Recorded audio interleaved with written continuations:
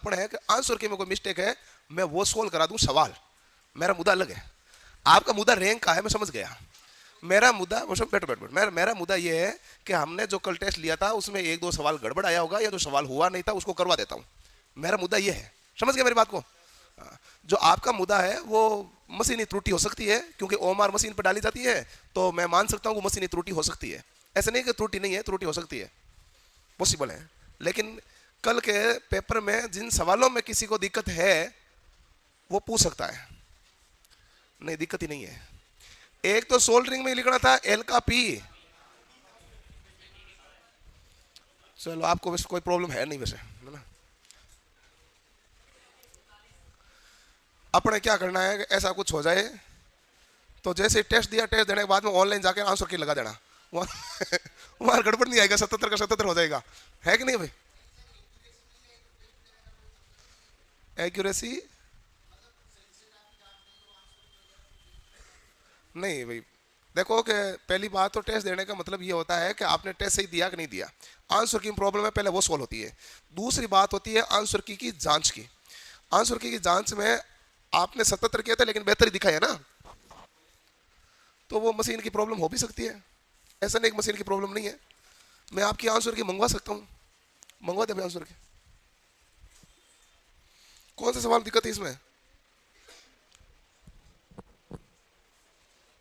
है ही नहीं ना दिक्कत आपके।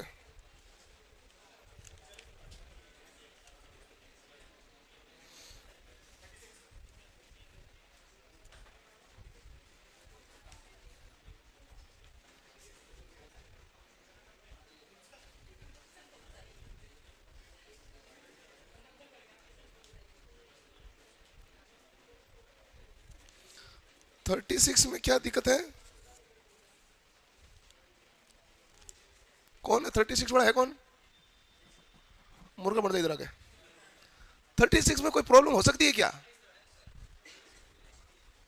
36 में प्रॉब्लम कैसे हो सकती है, पहले ये बताओ। सीधी सीधी लाइन लिखी हुई है। अब ये प्रॉब्लम आप मेरे से पूछ रहे हैं तो मैं क्या करूंगा, मुर्गा ही बढ़ूंगा। इसमें कंफ्यूजन भी कहीं नहीं था। डिफरेंशियल में आपने पता था कि एकाएक से वोल्टेज क्या होता है, डाउन। ओवर में थोड़ा बढ़ता है, लेवल में लेवल रहता है, अंडर में थोड़ा घटता है, खत्म हो गए मामले।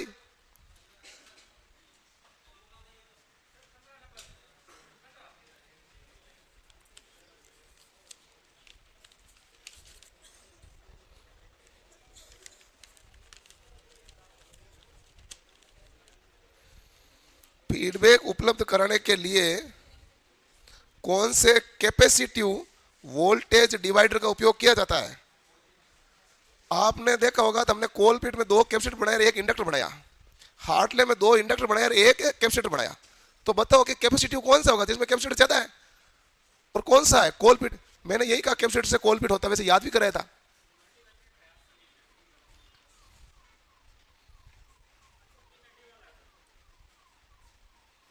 आंसर क्यों डी है,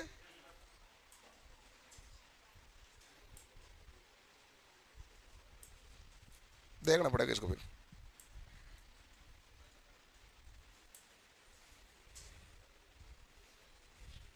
मल्टी वाइब्रेटर है ना, मल्टी वाइब्रेटर हमने पढ़ाया भी नहीं था ना।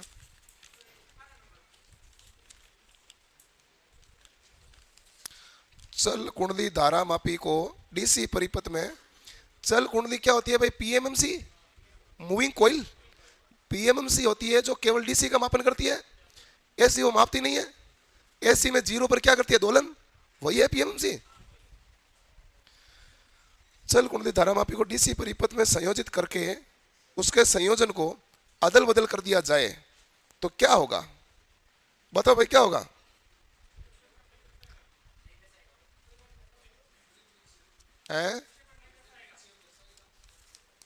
विपरीत में दर्शाएगा क्या, विपरीत में तो उसमें दर्शाता है जिसमें रेस्ट पोजीशन में सुई बीच में होती है। विपरीत में तो उसमें दर्शाता है जिसमें रेस्ट पोजीशन में सुई कहां होती है।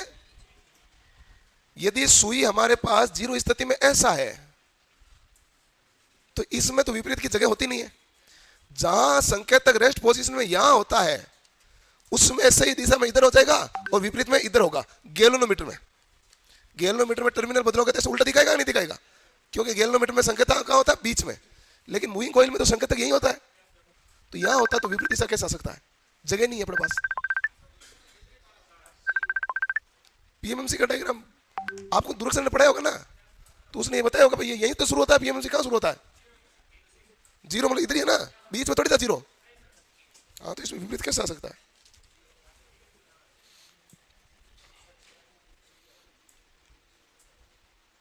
पीएमएमसी मीटर निकाल कर देख लो इंस्ट्रूमेंट।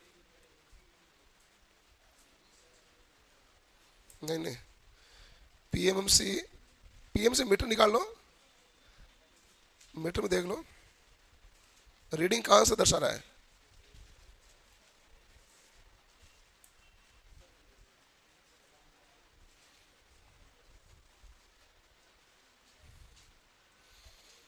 पीएमएमसी में आपके रेस्ट पोजीशन में बीच में ही थे? नहीं, बीच में तो नहीं है, जीरो पे ही है।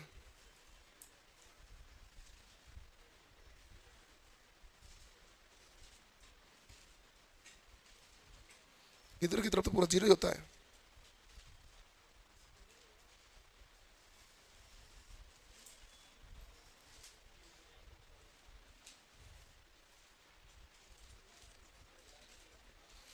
गैलोमीटर में तो भाई उल्टा दर्शाता है।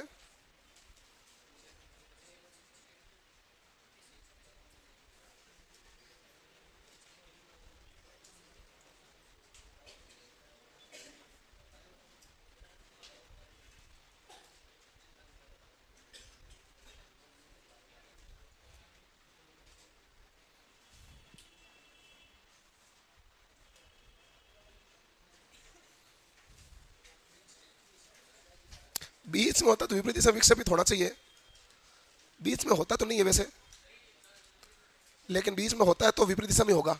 गैलोमीटर तो विपरीत दिशा में होता है क्योंकि बीच में होता है। पीएमएमसी भी बीच में होता है क्या? शून्य इधर होता है तो विपरीत दिशा विक्षेपित कैसे होगा?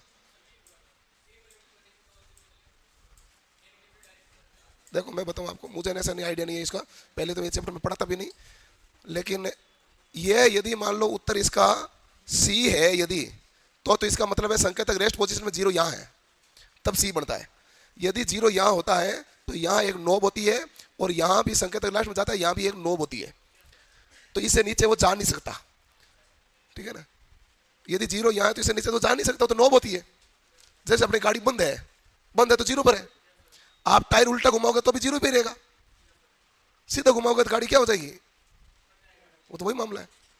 अब यदि मान लो ये पीएमएमसी में यहाँ होता है तो विपरीत दिशा में हो सकता है। जैसे गैलोमीटर में हमारे पास क्या होता है, रेस्ट पोजीशन जीरो यहाँ होता है, तो ये उल्टा जोड़ने पर इधर जाएगा, सीधा जोड़ने पर इधर जाएगा, होता है नहीं होता है? तो पीएमएमसी में यहाँ नहीं होता क्या जीरो? मैं भेज दूंगा, है? मैं नहीं बता रहा, आपने सुना नहीं, मैं बता ही नहीं रहा। मैंने कहा जीरो यदि यहाँ है तो विपरीत दिशा विक्षेपित नहीं हो सकता, जीरो यदि यहाँ है तो विपरीत दिशा विक्षेपित हो सकता है, कोई भी मीटर में विक्षेपित होने। जीरो यदि यहाँ है तो इससे नीचे तो जा ही नहीं सकता, संकेतक में स्टॉपर लगा होता है, इधर भी एक स्टॉपर होता है, उसके आगे से नहीं जा सकता। जैसे गैलोमीटर होता है उसमें कंट्रोल में जीरो ऊपर बराबर बीच की पोजीशन होता है, तो इसमें उल्टा जोड़ोगे तो इधर जाएगा, सीधा जोड़ोगे तो इधर जाएगा। ये तो गैलोमीटर की स्थिति है। पीएमएमसी में कहाँ होता है, यहाँ होता है कि यहाँ होता है? बीच में होता है पीएमएमसी में। पीएमएमसी में यदि बीच में होता है तो विपरीत दिशा में जोड़ने पर उल्टा जाएगा, बीच में नहीं होता तो उल्टा नहीं जाएगा। अब ये तो मैं दुर्ग सर से पूछ सकता हूं, मैं पूछ लूंगा बीच में होता है कि नहीं होता, पीएमएमसी में कहां होता है? इधर होगा तो सी नहीं बनेगा, इधर होगा तो सी आंसर नहीं आएगा, सी आंसर आएगा तो ये यहां होगा। विपरीत दिशा में जाने का मतलब यहां कोई भी मीटर हो विपरीत दिशा में उसी में जा सकता है जिसमें जीरो हो, एकदम बराबर बीचों बीच हो, उसमें दोनों करंट मापा जाता है, प्लस वाला माइनस। अमीटर जो होता है ना, अमीटर, अमीटर दो प्रकार के होते हैं भाई, भाई वो आपके इस हिसाब से पता नहीं, लेबोरेटरी में आपने दो देखे होंगे, रेस्ट पोजीशन में कहीं जीरो पर दर्शा रहा है, वो गैलोमीटर से बड़ा बड़ा होता है, एक होता है जीरो से शुरू होकर आता है। अब ये पीएमएमसी कौन सा है उस पर डिपेंड करेगा। यदि इसने ऑप्शन में विपरीत वाला दिया है तो इसका मतलब ये जानबूझ के ये वाला ले रहा होगा, और तो क्या होगा? आपने लैब में भी देखा होगा ना, दो प्रकार के होते हैं।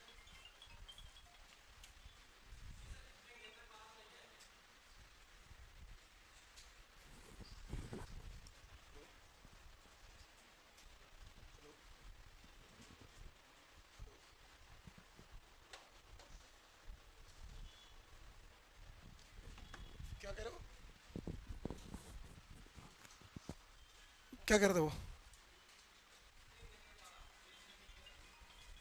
हाँ, ये सही बात है।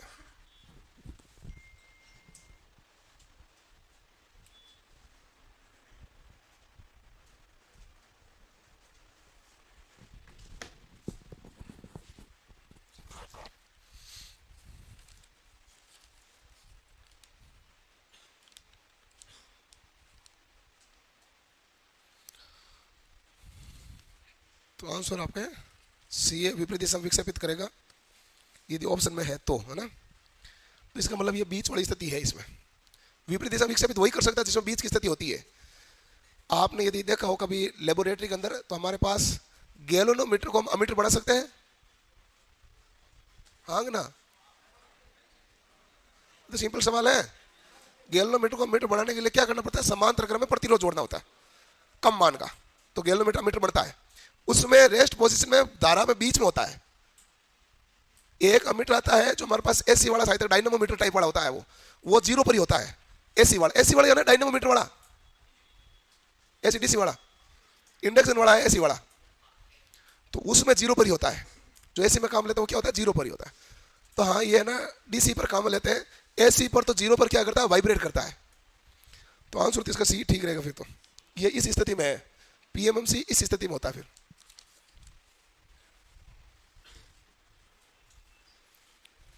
और कोई सवाल? 24 नंबर सवाल है कि रेडियो इंटरफ्रेंस कहते किसे हैं? किसे कहते हैं रेडियो व्यतिकरण, किसे कहते हैं?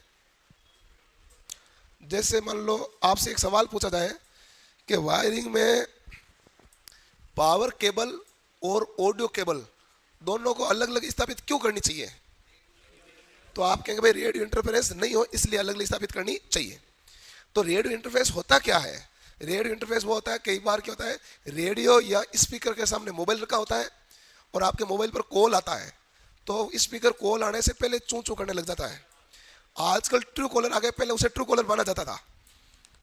पहले उसे ट्रू कॉलर कहते थे कि भाई अब एक तरह से पहले सूचना आ जाती है, यानी कि यहाँ पर दो तरंगे एक दूसरे पर क्या कर रही है?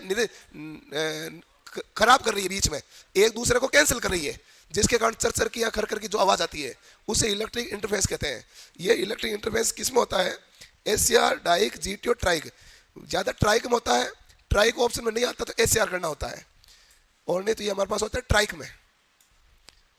रेडियो इंटरफेस किसमें होता है? ट्राइक में। ट्राइक नहीं होता तो एससीआर करना होता है। जीटीओ तो नहीं होता, जीटीओ क्या करेगा?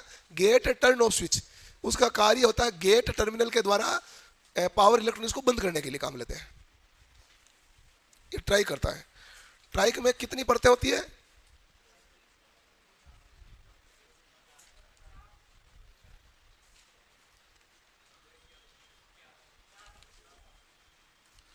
परतें कितनी होती है? 4 होती है। मैंने आपको लिखा ही नहीं, मैंने कहा था इसमें परतें होती तो 4 है, लेकिन पर्सन में लिखा हुआ 5 भी है, लेकिन एट ए टाइम कितनी काम करती है? 4। टर्मिनल कितने होते हैं? 3। द्विदिशीय काम करती है। और तो कोई सवाल नहीं है। 39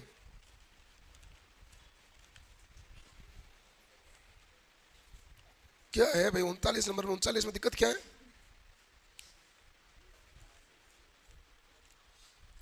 किसका 39वां सवाल? क्या दिक्कत क्या है? बी मान रखा है। बी तो गड़बड़ है ना भाई, बी तो उसका होगा एच का। बी तो किसका होगा? ऑप्शन एच का होगा। एच मतलब वो चुंबकीय सामर्थ्य बल या चुंबकीय क्षेत्र तीव्रता का या चुंबकीय क्षेत्र प्रबलता का, तो उसका होता है एमएम बटा एल, एम्पियर टर्न प्रति मीटर। रिटेंटिविटी का क्या था? वेबर प्रति मीटर स्क्वायर। डी ऑप्शन आएगा 39 में।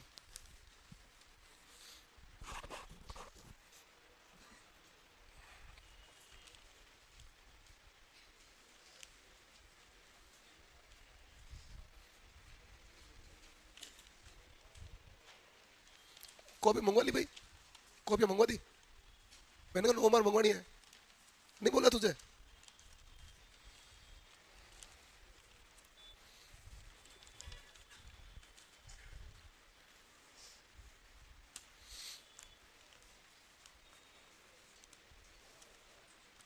चलो भाई,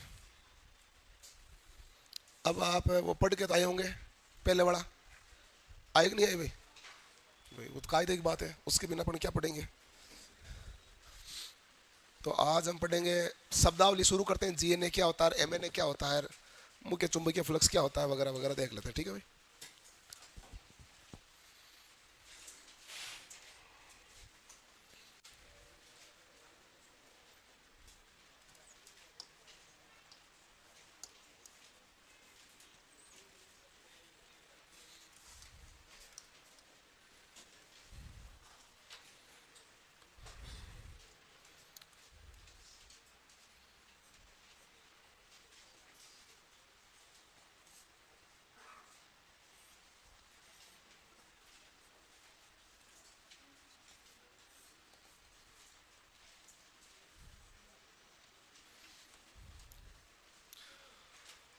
शब्दावली के बारे में देख लेते हैं।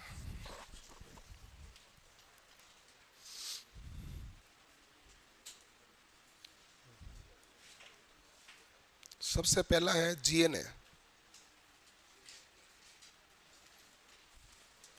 जीएनए की फुल फॉर्म क्या होती है? Geometrical neutral axis. ठीक है।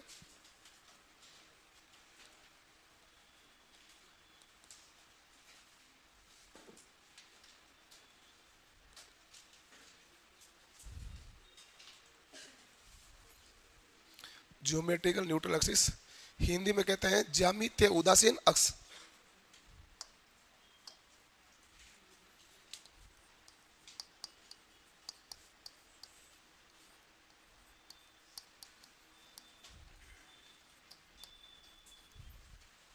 ज्यामितीय उदासीन अक्ष। ज्यामितीय का मतलब है कि ये हमारे पास ज्यामिति पर निर्भर करेगा, ज्योमेट्री पर निर्भर करेगा। तो ज्यामिति कहते हैं किसे है? उसकी स्थिति को, कि कोई वस्तु को कैसे रखा गया उसकी स्थिति पर निर्भर करता है। लोड के बढ़ने और घटने से कोई प्रभाव नहीं पड़ता, स्थिति पर प्रभाव पड़ता है। यदि मैंने पोल यहां लगा रखे हैं, पोल यहां लगा रखे, तो ये एन पोल है, ये पोल क्या है? एस।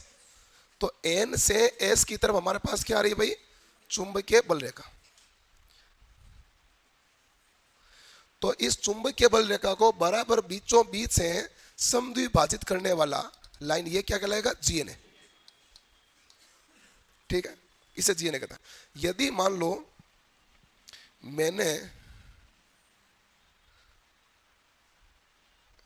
इस मोटर को थोड़ा घुमा दिया, एन और एस ऐसे लगा दिया, तो जीएनए कहां चला जाएगा? यहां चला जाएगा। तो ये जीएनए किस पर चला गया? स्थिति पर, कि आपने मोटर कैसे रख रखी है, मोटर में पोल की स्थापना कैसे है। तो ये उस बात पर डिपेंड करता है। ऐसा नहीं है कि भाई और किस चीजों पर निर्भर करेगा। ये हमारे पास क्या होती है? मशीन की स्थिति पर निर्भर करता है।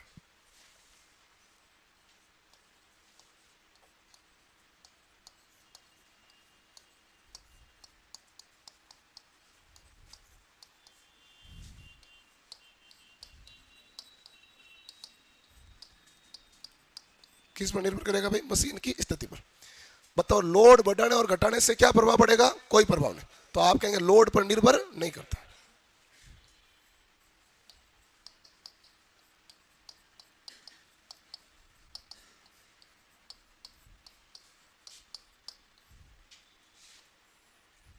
जीएनए किसे कहते हैं? ऐसे सिंपल में, नो लोड की स्थिति में या लोड की स्थिति में उसका तो कोई फर्क ही नहीं है, लोड पर तो मामला ही नहीं है।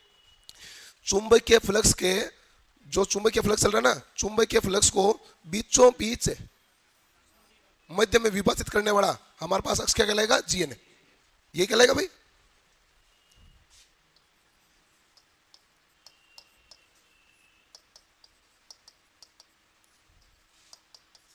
चुंबकीय फ्लक्स को मध्य से विभाजित करने वाली काल्पनिक अक्ष। ऐसा तो कोई करता तो है नहीं। ये कौन सी गलती है? काल्पनिक अक्ष। विभाजित करने वाली काल्पनिक अक्ष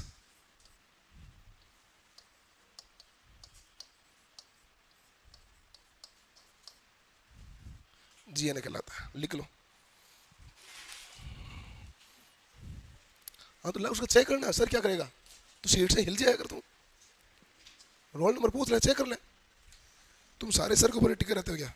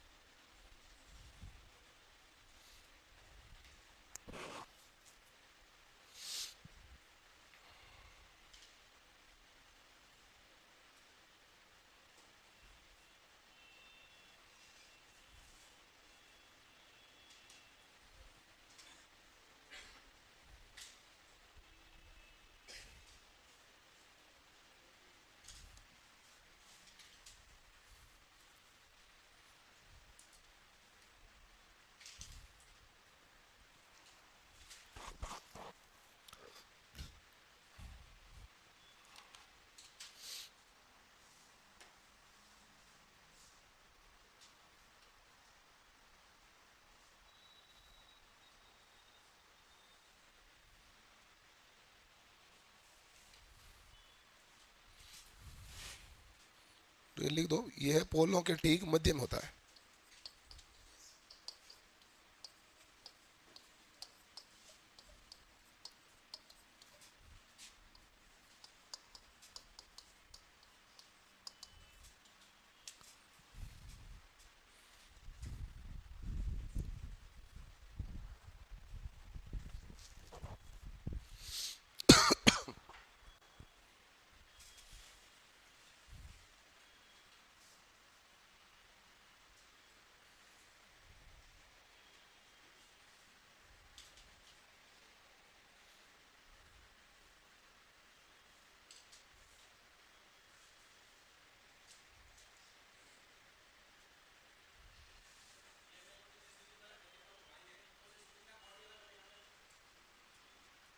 मैं आप थोड़ा आगे आ जाओ, मेरे वो कमरा गूंज रहा है, समझ में आ नहीं रहा है।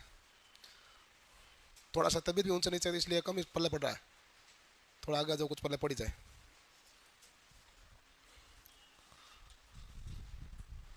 हाँ, आ जाओ, जगह पड़ी है। हाँ बताओ। एक तो तुम्हारा हो गया कि तू कोई क्लास मिस नहीं करता, सुबह वाली मिस थी। अब बताओ। तो लड़कियां तुझे धमका देती है? लड़कियां नहीं, फिर लड़की तो सुबह एक ही है, लड़कियां कैसे हुई? हाँ, सुबह एक आती है।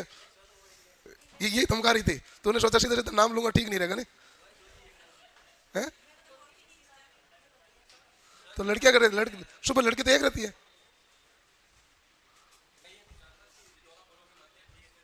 दो जी ना, हाँ। किसको रोटेट करता हूँ?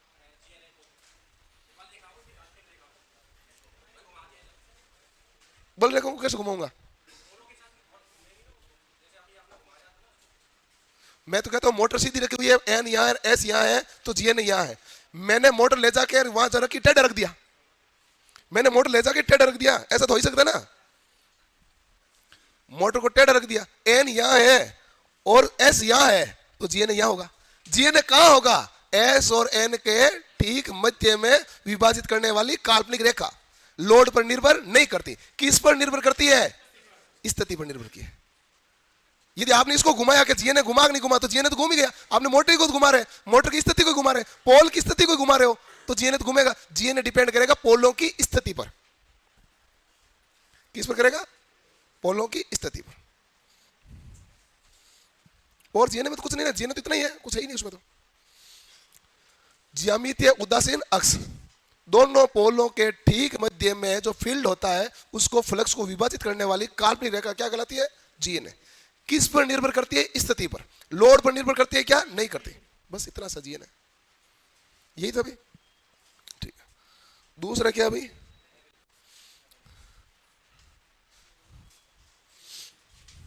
सीधा मैंने ले लूं क्या? मुख्य चुंबकीय फ्लक्स पढ़ लेते हैं। मुख्य चुंबकीय फ्लक्स देख लेते हैं, ठीक है। हमारे पास है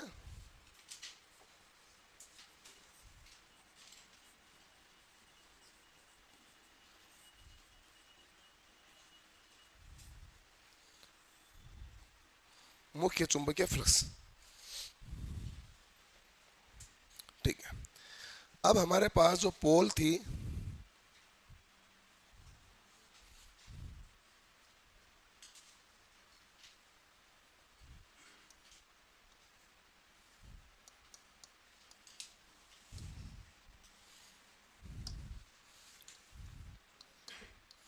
ये जो बल रेखाएं हैं चुंबकीय फ्लक्स, ये कौन सा भाई? फील्ड फ्लक्स है ना, ये फील्ड फ्लक्स है, ठीक है। और चुंबकीय फ्लक्स हमारे पास समान रूप से वितरित है यदि नो लोड है तो, यानी लोड नहीं है, ठीक है। लोड नहीं है तो इसका मतलब आर्मेचर में भी कोई धारा का प्रवाह नहीं हो रहा। लोड नहीं का मतलब यही हुआ।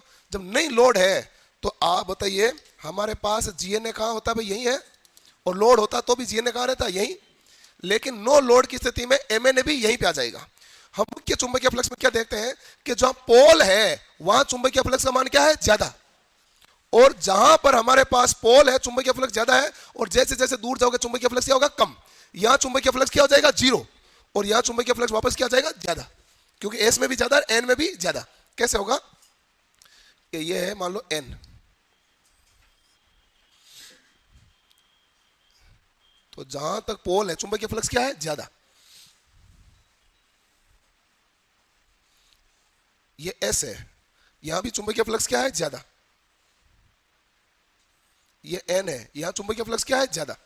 लेकिन यहां बीच में चुंबकीय फ्लक्स हमारे पास क्या हो गया अभी, जीरो। तो ई में भी यहां पर क्या आएगा, जीरो। ठीक है, ये जो स्थिति है वो कहां पर आएगी, एम एन ए पर। कैसे आएगी, मैं आपको सिंपल बताऊं। आप ये स्थिति एम एन ए कहलाएगी, जी एन ए नहीं कहलाएगी। जी एन ए तो लोड से लेना देना नहीं है। नो लोड में जब लोड है ही नहीं तो जी एन ए और एम एन ए सेम ही होता है। कोई लोड नहीं है तो जी एन ए और एम एन ए क्या होता है, सेम। तो अभी आप जी एन ए को एम एन ए मान लो, क्योंकि लोड तो मैंने जोड़ा नहीं, तो जी एन और एम एन ए क्या है, सेम। यहां चुंबकीय फ्लक्स क्या है, ज्यादा। जैसे जैसे दूर जाओगे चुंबकीय फ्लक्स क्या होगा, कम। और यहां पर देखो कम होता गया, होता गया, होता गया, होता गया, यहां आया तो कितना हो गया, जीरो। फिर जब एस की तरफ आओगे चुंबकीय फ्लक्स वापस बढ़ेगा, लेकिन दिशा क्या है, उल्टी, एस है। ठीक है, फिर ये हमारे पास क्या हो गया, फ्लैट टेप। ये भी स्थिति हमारे पास कौन सी कहलाएगी, एम एन ए। तो पूछे कि एम एन ए की स्थिति कहां पर है, जहां फ्लक्स क्या है, जीरो। फ्लक्स जीरो है तो ई में भी क्या है, जीरो। जहां फ्लक्स जीरो है तो ई में भी क्या होगा, जीरो। तो वहां स्थिति किसकी है, एम एन ए। मुख्य चुंबकीय फ्लक्स का आकार कैसा होता है,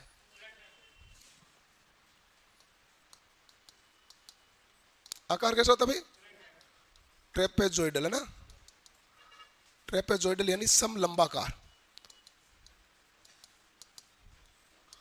या कह दो फ्लैट टेप्ड। ऊपर से फ्लैट है कि नहीं भाई, इसे का मतलब फ्लैट टेप्ड है, इसी को हम क्या कहते हैं, समलंबाकार। ठीक है, नो लोड की स्थिति में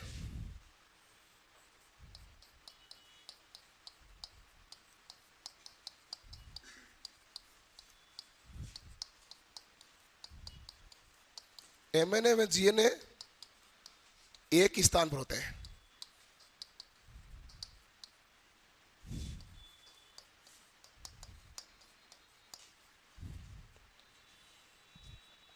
तो आपको यह पता चल गया फ्लक्स अधिकतम कहां पर होगा, पोल पर। फ्लक्स न्यूनतम कहां होगा, एम एन ए पर। ठीक है, तो एम एन ए पर फ्लक्स क्या होगा, न्यूनतम। एम एन ए पर फ्लक्स क्या हो जाएगा, शून्य। और पोल पर फ्लक्स क्या हो जाएगा भाई, बस।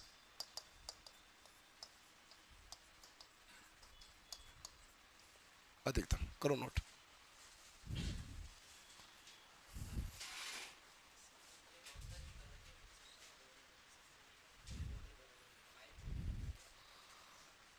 हाँ भाई संदीप, है नरेंद्र, बताओ, तुम सरकार से मुद्दा उठा रहे हो। ये कोई मतलब हुआ क्या, ये क्या मतलब हुआ। आपकी कॉपी लाके हमने दिखा दी, करीब बहुत रखे कि नहीं रखे। अब तो ये भी तो नहीं कह सकता काट दिया, इतनी किसके पास टाइम, जांचने की मुश्किल से टाइम। कितने कर रखे, 72। 2-3 लाइनें तुमने आगे भी बोली थी, कैसे टेस्ट का मतलब क्या है, रैंक तो पता चलेगी नहीं। वो तो मैं आते ही पूछा, खुद नहीं कि भाई कोई आंसर गलत वलत है तो बता दो। तुमने कहा वो तो छोड़ो साइड में।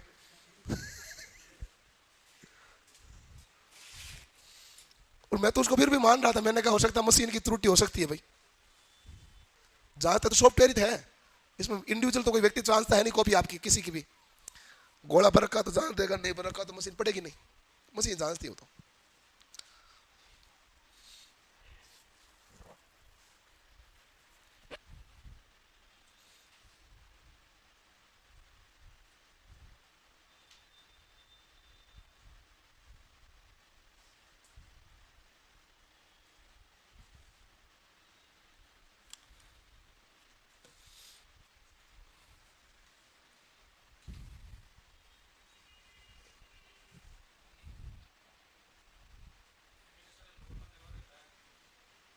कौन, एम एन ए, हाँ आगे हम देखेंगे, और एम एन ए पढ़ेंगे, एम एन ए हमने पढ़ा नहीं।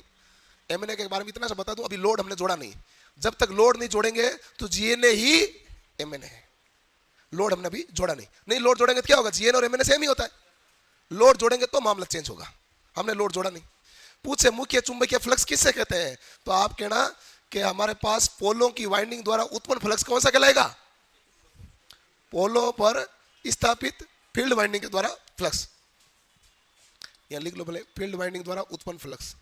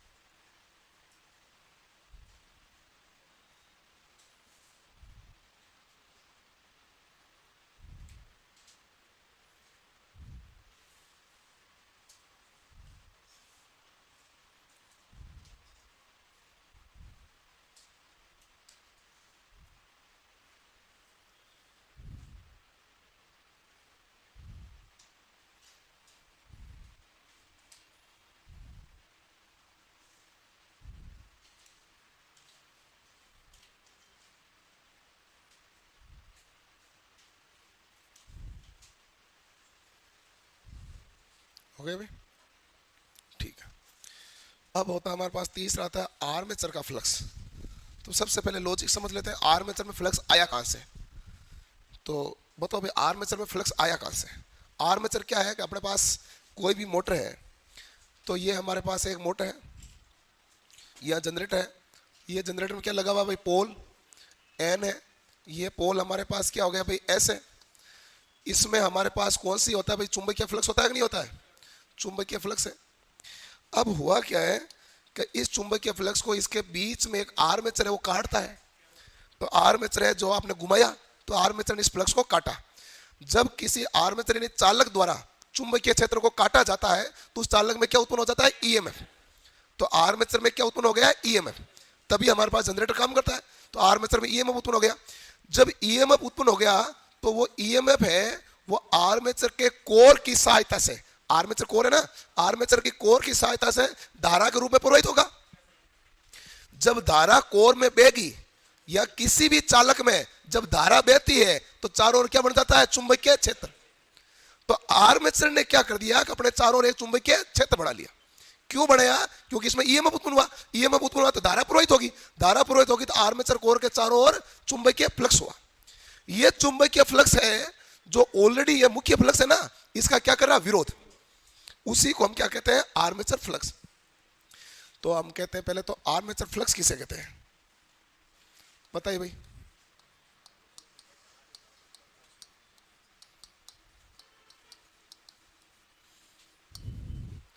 आर्मेचर फ्लक्स किसे कहते हैं,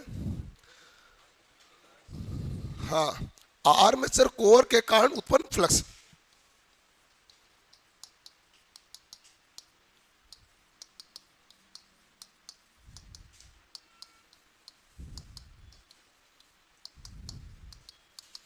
ये नॉर्मल क्रिया तो समझ में आ गई, आर्मेचर फ्लक्स आया क्यों है, क्योंकि हमारे पास पहले कौन सा फ्लक्स था, मुख्य फ्लक्स ही था।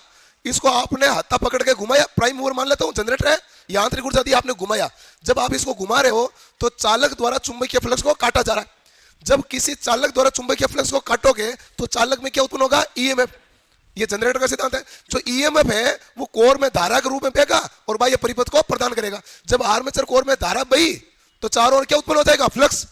ये जो फ्लक्स उत्पन्न हुआ वो किस में हुआ, आर्मेचर में। उस फ्लक्स को हम क्या कहते हैं, आर्मेचर फ्लक्स। अच्छा, अभी हमारे पास जो पहले था ना, एक मिनट लिखना मत भाई, एन एस ऐसे था ना,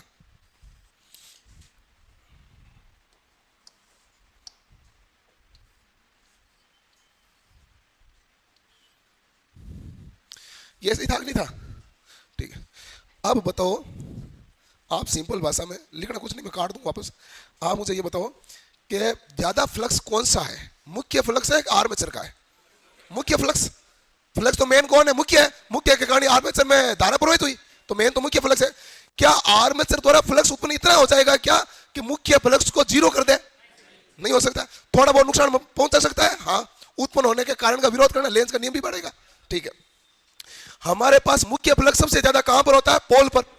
पोल पर मुख्य फ्लक्स सबसे ज्यादा है, तो वहां आर्मेचर का प्रभाव क्या हो गया, नगण्य, जीरो। एस पर भी ज्यादा, यहां पर भी क्या हो गया भाई, जीरो। सही बात, ठीक है। जैसे जैसे हम पोल से दूर जाते हैं, जैसे जैसे पोल से दूर जाते हैं, तो बताओ यहां पर हमारे पास एमएन और जीएन है, नो लोड में क्या है, जीएन और एमएन, ठीक है। एमएन किसे कहते हैं, कहां पर होता है, या जहां पर मुख्य चुंबकीय फ्लक्स क्या है, शून्य। अभी आपने लिखा ना, एमएन पर फ्लक्स क्या होता है, कौन सा फ्लक्स है, ठीक है। मुख्य चुंबकीय फ्लक्स यहां पर क्या होता था, जीरो। यह स्थिति कहां पर है भाई, एमएनए की, एमएनए की ना स्थिति, ठीक है। आर्मेचर किस दिशा में फ्लक्स ज्यादा उत्पन्न करेगा, आपको ये तो बेलनाकार, ये तो चारों ओर बराबर ही चुंबकीय फ्लक्स बढ़ाएगा। ये खुद फ्लक्स क्या बढ़ेगा, बराबर। तो चारों ये तो बराबर ही बढ़ेगा, ये तो बेलनाकार है। लेकिन यहां पर मुख्य फ्लक्स ज्यादा है, तो ये आर्मेचर का प्रभाव यहां पर आया क्या, नहीं। लेकिन यहां जाएगा तो यहां मुख्य चुंबकीय फ्लक्स का प्रभाव है ही नहीं, तो यहां केवल और केवल किसका प्रभाव आएगा, आर्मेचर, क्योंकि मुख्य चुंबकीय फ्लक्स क्या है, जीरो। तो आप देखोगे तो एमएनए पर आर्मेचर का मान फ्लक्स का क्या जाएगा, अधिक, और पोलों पर क्या हो जाएगा, जीरो। बताओ आकार कैसा बना इसका, ट्रायंगल, कैसा आकार बना। तो पूछे आर्मेचर फ्लक्स का आकार कैसा है,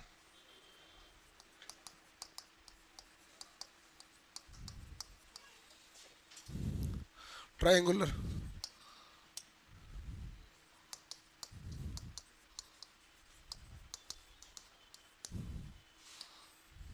ये सबसे ज्यादा कहां पर होता है? एमएनए पर।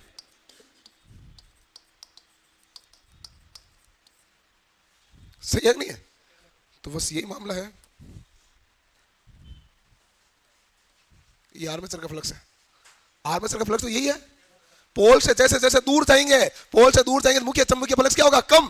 तो आर्मेचर फ्लक्स का प्रभाव क्या आएगा? ज्यादा। एमएनए पर गया, मुख्य चुंबकीय फ्लक्स क्या हो गया? जीरो। तो केवल और केवल प्रभाव किसका बचा है? आर्मेचर फ्लक्स का। लिखो।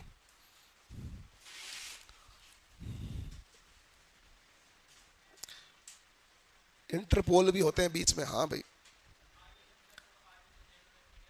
है।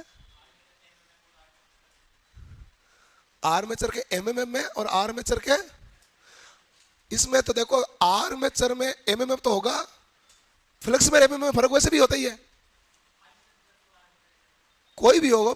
आप तो इतना सा बताओ, फ्लक्स में और एमएमएम में क्या फर्क होता है? एमएमएम तो होता है बल, जिसके कारण फ्लक्स का क्या हो जाए? प्रवाह।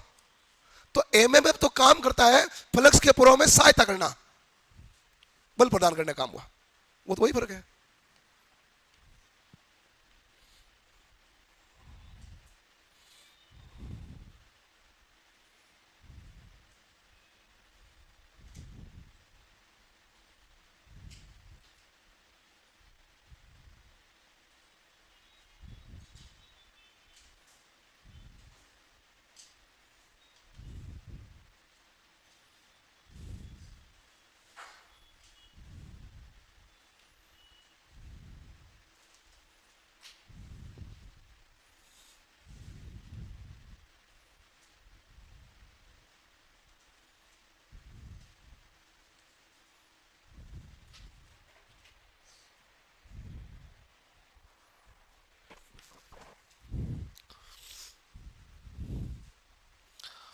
4.0 रामबाण का सॉल्यूशन कब करवाओगे? कभी नहीं करवाएंगे भाई। नहीं नहीं, 4.0 का कभी नहीं करेंगे। 4.0 तो आई कहाँ? आई 3.0 है वो तो। राजस्थान जीके का पूछ रहे क्या? रामबाण लिखा उसने। 4.0 रामबाण का पूछा। रामबाण लिखा ना भाई साथ में। 4.0 राजस्थान जीके की आई हुई है। वो भी है ना, इसलिए जल्दबाजी में हुआ था। पहले थी राजस्थान जीके की एक ही ऑब्जेक्टिव किताब सही चल रही थी, इतने में थोड़ा सा कुछ हमने मॉडिफिकेशन किया था या कुछ मामला हुआ था, तो हमने 2 निकाली थी, या निकाली नहीं थी या कुछ मामला हुआ था, इतने में हो गए जिले चेंज, तो तुरंत ही आ गई 3, इतने में वापस जिले हो गए चेंज, तो वापस आ गई थी 4। और उसमें क्या है कि हमने केवल एक ही निकाली थी, एक पहले निकाली रामायण वो राजस्थान जी के ऑब्जेक्टिव, फिर हमने नए पेपर है, हमने कहा इसको जोड़ देते हैं, तो 2 आई थी। 2 आते 3 आ गई 2-4 महीने में। 2 आई, इतने में हो गए जिले चेंज, तो आ गई 3। 3 आई, थोड़े दिन चली, वापस हो गए जिले चेंज, आ गई 4। 4-3 में ऐसे ही हुआ था हम लोग। मैं एक दिन सोचा, मैंने कहा राजस्थान जी के तो आई बाद में थी, जल्द जल्दी कैसे आ गई जिलों के हिसाब से, तो फटाफट फटाफट चेंज हुई थी।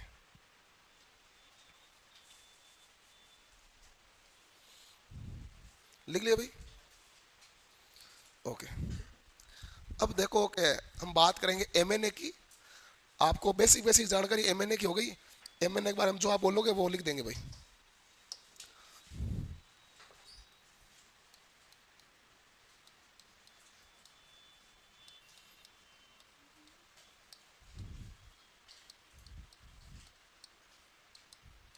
एमएनए क्या होता है भाई?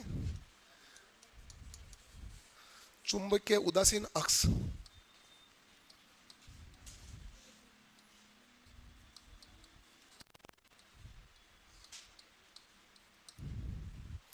हमारे पास कौन सा होता है भाई? चुंबकीय उदासीन अक्ष। ठीक है। क्या होता है एमएनए?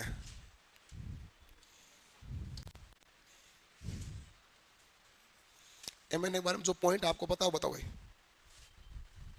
पहले मैं बता दूं, इसकी स्थिति लोड पर निर्भर करती है, वो सबसे बाद में लिख देंगे। और क्या है?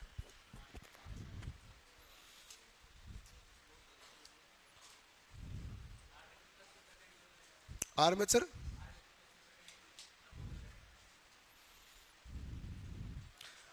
परिणामी फ्लक्स के परपेंडिकुलर। किस कहेगा?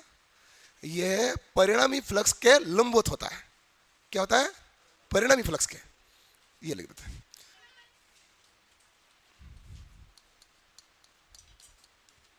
ये मैं अभी समझा दूंगा भाई।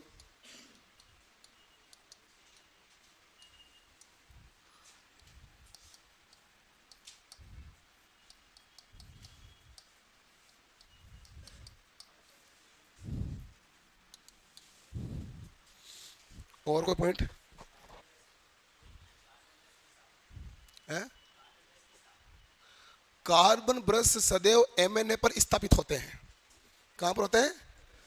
अपने एक बार शायद कोई, अब तो शायद नीमी वाले सही कर लिया, पहले नीमी में लिखा था कि कार्बन ब्रश को एमएनए की तरफ खिसकाया जाता है, तो वहां पर रखा जाता है जहां पर ईएमएफ ज्यादा उत्पन्न हो। लेकिन बाद में उन्होंने सही कर लिया, एमएनए को जहां एमएनए होता है वहां ही पर कार्बन ब्रश होता है। कार्बन ब्रश को कहां स्थापित किया जाता है? एमएनए पर। और कौन से पोल पर? इंटरपोल पर। सामान्यतः इंटरपोल माना जाता है, इंटरपोल वहीं तो लगाते हैं सामान्यतः, बाकी तो लोड पर डिपेंड करता है। सामान्यतः इंटरपोल आसपास उसके होता है। तो क्या लिखना लाइन है?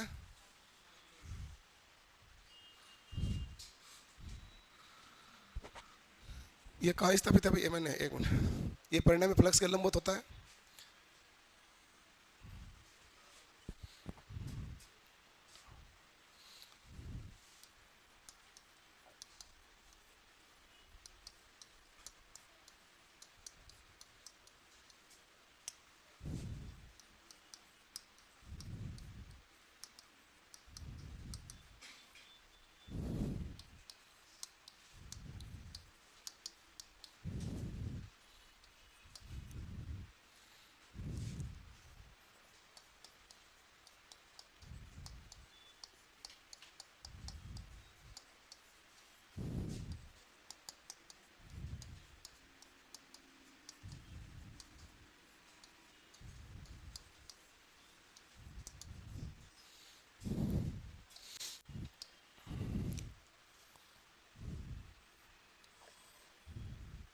एमएनए की स्थिति किस पर निर्भर करती है? लोड पर। दो कंडीशन है, एक होता है नो लोड, एक होता है ऑन लोड। दो होता है ना भाई। जब नो लोड होता है तो लोड है नहीं, लोड नहीं है तो आर्मेचर का फ्लक्स क्या होता है? जीरो। और ऑन लोड होगा तो यहाँ आर्मेचर का फ्लक्स है जो जीरो नहीं होगा, कुछ ना कुछ तो मान होगा। ठीक है। जब हमारे पास लोड नहीं है, बाद में लिख लेना भाई, देख लो एक बार थोड़ा सा।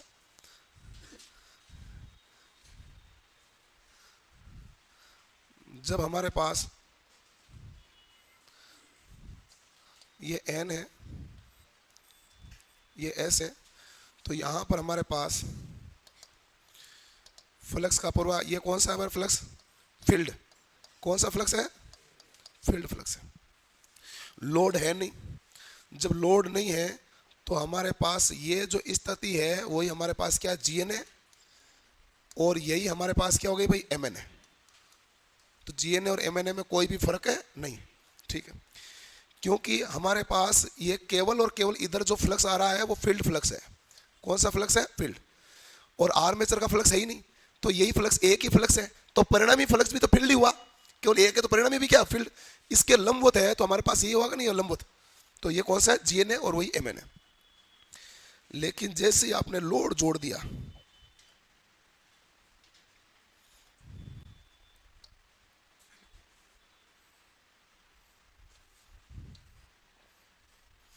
ये एन ये एस, लोड जोड़ने पर क्या होता है?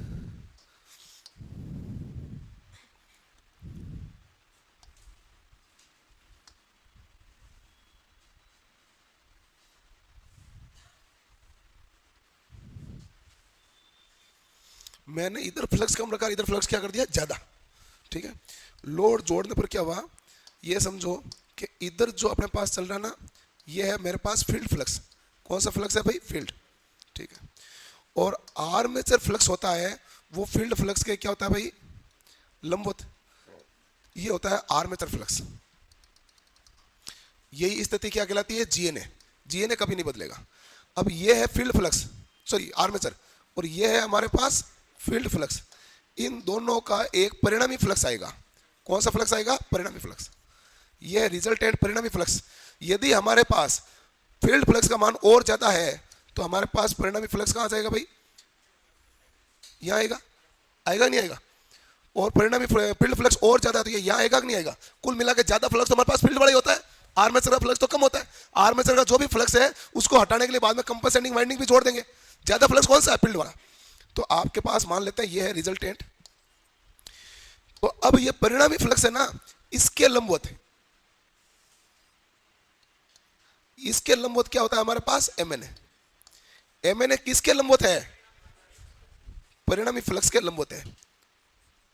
तो ये हमने ये लिखा था, परिणामी फ्लक्स के लंबवत स्थित होता है, कौन स्थित होता है, एम एन ए। और यहां परिणामी फ्लक्स कौन सा है, फील्ड वाला ही है, क्योंकि आर्मेचर तो है नहीं, आर्मेचर फ्लक्स का मान क्या है, जीरो। यहां आर्मेचर और फील्ड दोनों है, तो इनका रिजल्टेंट क्या निकालेंगे, परिणामी।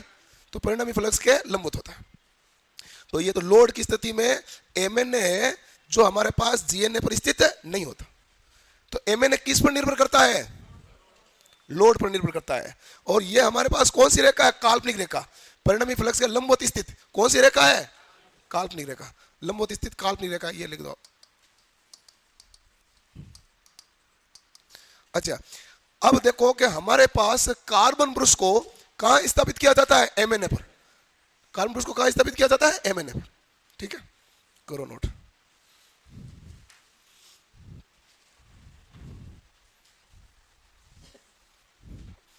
एमएनए जीएनए से आगे होता है, हाँ, जनरेटर में, क्लॉकवाइज डायरेक्शन में। मोटर देखेंगे, अभी सिंपल सिंपल बताया मैंने, अभी चार टर्म बताए, कंफ्यूजन थोड़ी बताया मैंने, कहीं कंफ्यूजन बताया नहीं, कंफ्यूजन वाला चीज नहीं बताई है। अरे दोनों कंफ्यूजन हो, इसने इसको बताया, तूने भी ध्यान से पढ़ा नहीं, पढ़ दिया ना, ठीक है। ये नो लोड है, ये ऑन लोड है। ऑन लोड में लिखा ना आर्मेचर का फ्लक्स जीरो नहीं है, इसमें आर्मेचर का फ्लक्स क्या है, जीरो। फर्क है ना भाई।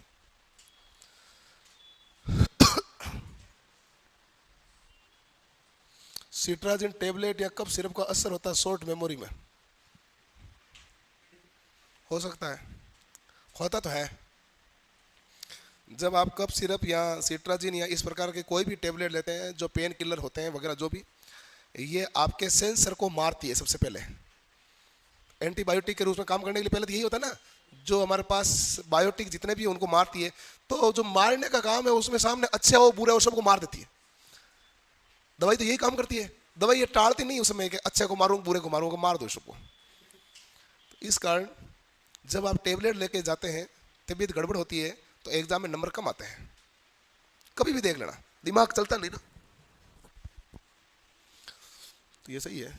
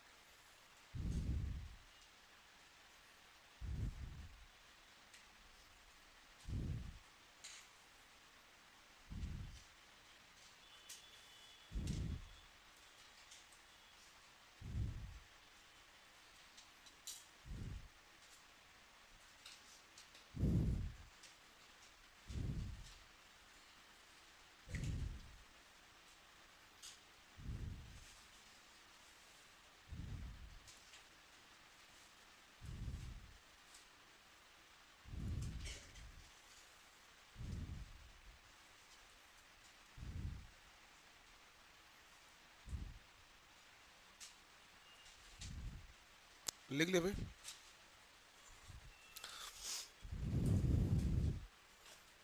ओके। एम एन ए की घूर्णन दिशा किधर होती है भाई?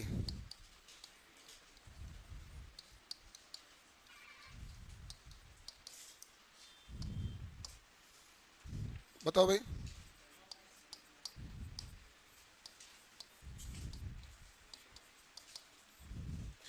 जनरेटर की दिशा के समान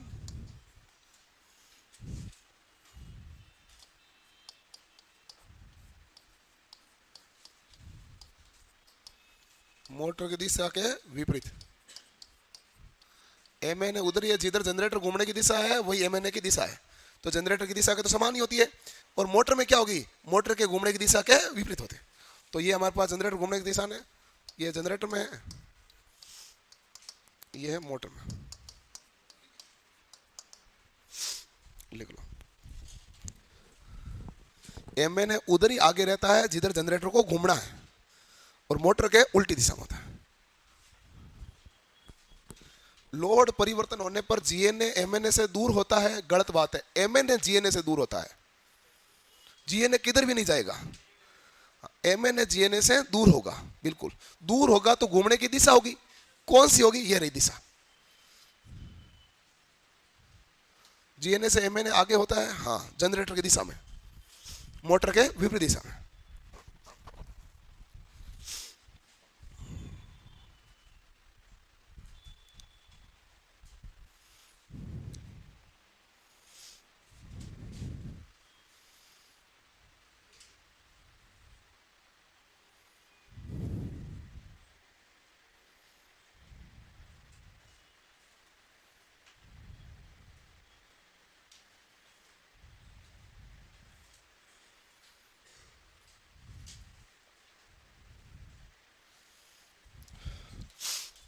हो गया भाई? एक छोटी सी लाइन और लिख दो।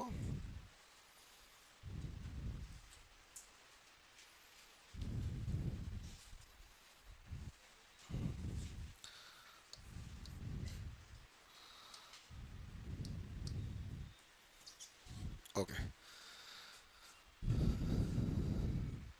एक लिख दो, आर्मेचर रिएक्शन किससे कहते हैं?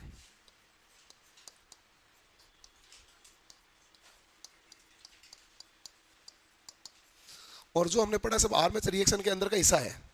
शब्दावली पढ़ी। आर्मेचर रिएक्शन किसे कहते हैं? आर्मेचर के द्वारा उत्पन्न फ्लक्स का मुख्य फ्लक्स पर पड़ने वाला प्रभाव, यही है। आर्मेचर में फ्लक्स क्यों उत्पन्न हुआ? क्योंकि आर्मेचर ने चुंबकीय क्षेत्र को काटा, तो जो फ्लक्स उत्पन्न हुआ, इस फ्लक्स ने पहले वाले फ्लक्स का विरोध किया। तो ऐसा है, मान लो ये हमारे पास है फील्ड का फ्लक्स, ये है आर्मेचर का फ्लक्स। मैं समझा देता हूं अभी, ठीक है। फील्ड का फ्लक्स मान लेते हैं 100 वेबर है, ठीक है, और आर्मेचर का फ्लक्स कितना है? 2 वेबर। तो भाई टोटल मेरे पास कितना हो गया? रिजल्टेंट 98 आया, विपरीत में 2 काट दिया। तो इस मुझे 2 काट दिया, तो 2 की क्या करनी पड़ेगी? भरपाई। भरपाई करनी है तो मुझे 2 वेबर पहले से एक्स्ट्रा ले लो। इधर में, इधर पहले से 2 एक्स्ट्रा ले लूंगा तो कितना हो जाएगा? माइनस कितना होगा? बराबर कितना होगा? शुरुआत मेरे पास कितना था? 100। यही तरीका मेरे पास, और क्या तरीका है?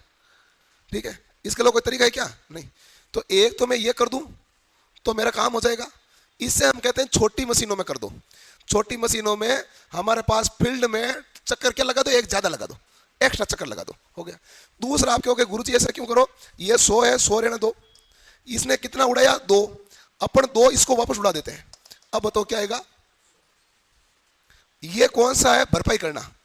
इसे कहते हैं कंपनसेटिंग। कंपनसेटिंग है जो हमारे पास आर्मेचर फ्लक्स के श्रेणी क्रम में और विपरीत ध्रुव से जोड़ देंगे। कंपनसेटिंग जोड़ देंगे विपरीत ध्रुव। तो ये -2 है, तो ये क्या हो जाएगा? प्लस का 2। तो इसको इसने कैंसिल कर दिया कि नहीं कर दिया? तो हमारे पास वापस कितना आ गया? 100 का 100। तो हमने कहा भाई फ्लक्स का नुकसान नहीं होने देंगे, हमें 100 लाना, वापस 100 ला के रहेंगे। तो 2 ही तरीका है। तो कौन सा तरीका हुआ? या तो फील्ड में चक्कर बढ़ा दो, छोटी मशीन में तो यही कर देते हैं। बड़ी मशीन होता है तो आर्मेचर के श्रेणी क्रम में एक और वाइंडिंग जोड़ते हैं, जिसका नाम क्या होता है? कंपनसेटिंग वाइंडिंग, ताकि इस फ्लक्स का प्रभाव क्या हो जाए? खत्म हो जाए। और इस फ्लक्स का प्रभाव खत्म होने का मतलब है रिएक्शन क्या हो गया? खत्म हो गया। तो रिएक्शन का किसे? आर्मेचर फ्लक्स का मुख्य फ्लक्स पर पड़ने वाला प्रभाव। यही हुआ।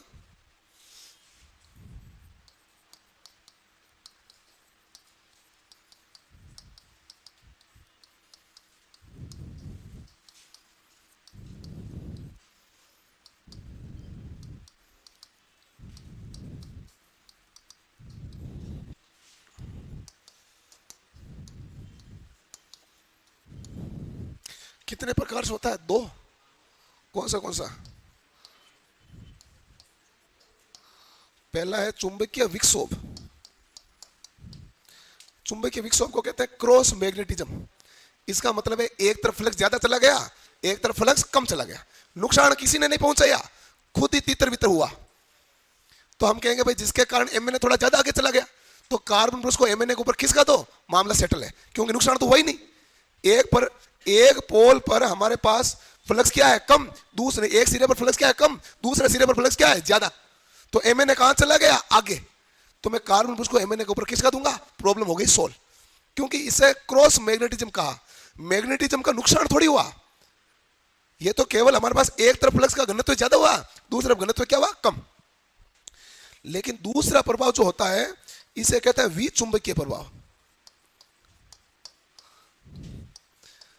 विचुंबकीय प्रभाव होता है डायमैग्नेटिक इफेक्ट हो गया, यानी कि फ्लक्स का मान घट गया। ये हुआ ना, ये मान, ये फ्लक्स का मान घट गया, इसे क्या कहते हैं? विचुंबकीय प्रभाव। चुंबकीय विक्षोभ है, इसमें फ्लक्स घटा नहीं, इधर उधर हो गया। पोल के एक तरफ फ्लक्स हो गया कम, एक तरफ फ्लक्स हो गया ज्यादा, कुल उतना का उतना ही पड़ा है, नुकसान किसी ने पहुंचा नहीं। खुद में एक तरफ ज्यादा एक तरफ कम हुआ, तो मैंने थोड़ा क्या खिसक गया? आगे। तो कार्बन ब्रश को थोड़ा क्या खिसका दो? आगे। तो प्रॉब्लम सोल्व होगी। तो वो तो ये है। और ये भाई के ऐसे प्रॉब्लम सोल्व होगी नहीं, कंपनसेटिंग वाइंडिंग जोड़नी पड़ेगी, क्योंकि नुकसान तो हुआ है, मुआवजा तो मिलना चाहिए। कंपनसेशन का मतलब क्या होता है? मुआवजा, भरपाई। कंपनसेटिंग वाइंडिंग इसीलिए तो नाम है उसका। अभी गांव में खेतों में नहीं मिल रहा मुआवजा सरकार की तरफ से, कि पहले गिरदावरी करनी पड़ती है खेतों की, कि आप खेत में खड़े होकर मोबाइल एप्लीकेशन में आता है ना, कि आपने इसमें मूंग बो रखा, गंवार बो रखा, क्या बो रखा, बताना पड़ता है सरकार को। फिर सरकार बाद में पटवारी को निर्धारण करता है कि जब मूंग खराब हुए हैं तो कितने खराब हुए हैं। उसने कहा काले पड़ गए, तो काले पड़ गए तो 8,500 भाव नहीं मिलेगा, 5,000 मिलेगा, 6,000 मिलेगा, यही तो होगा। तो उसने कहा आधा नुकसान हुआ, तो आधे नुकसान की भरपाई कौन करेगी? गवर्नमेंट। गवर्नमेंट भी देती है, बीमा कंपनी भी देती है। गवर्नमेंट जो देती है ना मुआवजा, वो क्या देती है? वो उतना देती है कि तेरे ना ट्रैक्टर वाला मैं दे देता हूँ। आता ना भाई गवर्नमेंट का। गवर्नमेंट वाला मजदूरी नहीं देते, वो देते हैं कि ऐसा नहीं है कि तो कहता मेरे मूंग इसमें 50 बोरी होने वाले थे, 25 ही हुए। उसने कहा 25 बोरी नहीं दूंगा मैं तेरे 25 बोरी नहीं हुआ, इसमें ट्रैक्टर की लागत हुई ना, वो दे देता हूँ। ये सरकार का मुआवजा होता है। बीमा कंपनी से कराते हैं तो कंपनी या तो कुछ देती नहीं है, या फिर पूरा आता है। क्लेम तो वैसे होता ना, कर लो नोट, ये हम आगे कल पढ़ेंगे। अभी क्लेम का ही चल रहा है गांव में मामला, आपको पता नहीं होगा, क्लेम का मामला बड़ा होता है।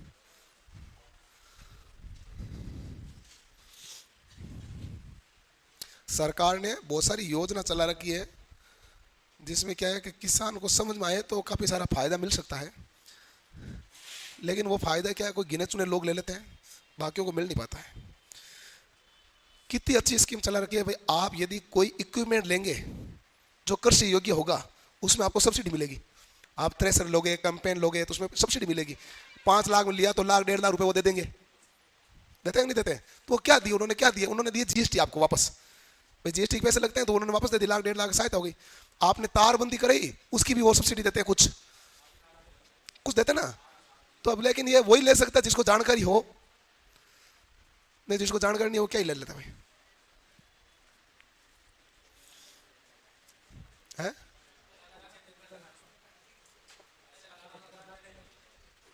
सब्सिडी पूरे जीवन में केवल उसी चीज में मिलती है जिसमें पैसा लगाना पड़े। सब्सिडी का मतलब यही होता है कि आपकी थोड़ी सी सहायता की हमने, इसका मतलब काम तो तूने किया है, तभी तो सहायता हुई है। स्कीम अच्छी होती है। एक होती है डिकी करना, वो खाई होद बनाते हैं ना बड़े बड़े खेतों में, उसमें भी तो गवर्नमेंट सब्सिडी देती है। उसमें अंदर वाला जो आता है, मेड़िया कहते हैं, क्या कहते हैं, वो लगा देते हैं पूरा, लाख 1.5 लाख रुपए मिल जाता है उसका। तो गवर्नमेंट ने स्कीमें कई चला रखी है।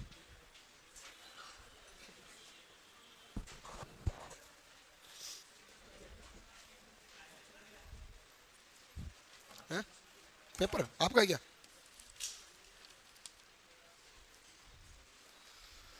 ठीक है भाई, कल हम आगे पढ़ेंगे। कल की क्लास के बारे में ऐसा है, सुबह उठ के टाइम टेबल देख लेना। मैं ठीक होऊंगा तो क्लास रहेगी, नहीं होऊंगा तो हट जाएगी। हाँ, मैं मतलब कल की क्लास सुबह उठ के मोबाइल में देख लेना, लगी हुई है तो होगी, नहीं लगी हुई है तो नहीं होगी। तबीयत गड़बड़ है तो दवाई ववाई लूंगा, तो इसलिए पहले आपको बता देता हूँ। 2 दिन से गड़बड़ी है मामला। कल भी मैं पूरा रेस्ट पर ही था, आज सुबह आया तब तक आवाज़ सही थी, जाते जाते गई। अंदर टॉन्सिल हो गए हैं, वायरल हो गए ना।